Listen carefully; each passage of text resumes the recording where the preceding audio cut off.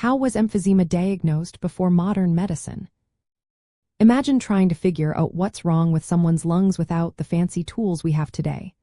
Long ago, doctors relied on what they could see and hear. They started noticing strange lung features during autopsies in the 1600s and 1700s. They described lungs that looked unusually large and filled with air, even noting how they felt when touched. These early descriptions were based on examining the lungs after death, not while the person was alive.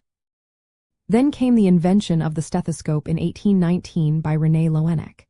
This device let doctors listen to lung sounds without opening the chest. They noticed that in emphysema, the lungs stayed inflated and did not collapse normally. The sounds in the chest were different, often more resonant or hollow, because of trapped air. This was a big step because it helped doctors suspect emphysema in living patients. In 1842, John Hutchinson created the spirometer.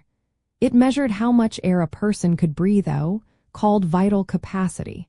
Although it couldn't detect airflow blockages like today's tests, it showed if the lungs were abnormally large or damaged.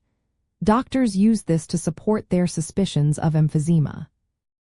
Throughout the 1800s and early 1900s, diagnosis was based on symptoms like increasing shortness of breath, a history of smoking or exposure to lung irritants, and physical signs.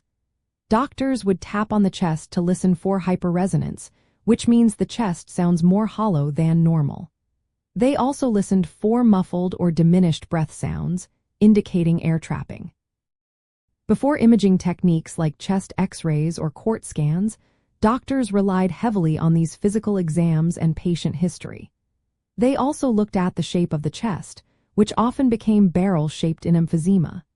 Confirming the diagnosis after death was common, with lung tissue showing enlarged air spaces and destruction of alveolar walls.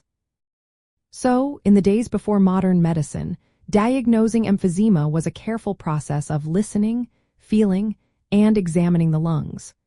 It was a combination of observing symptoms, listening to lung sounds, and examining the chest. These methods helped doctors understand emphysema as part of chronic obstructive pulmonary disease long before advanced tests came along.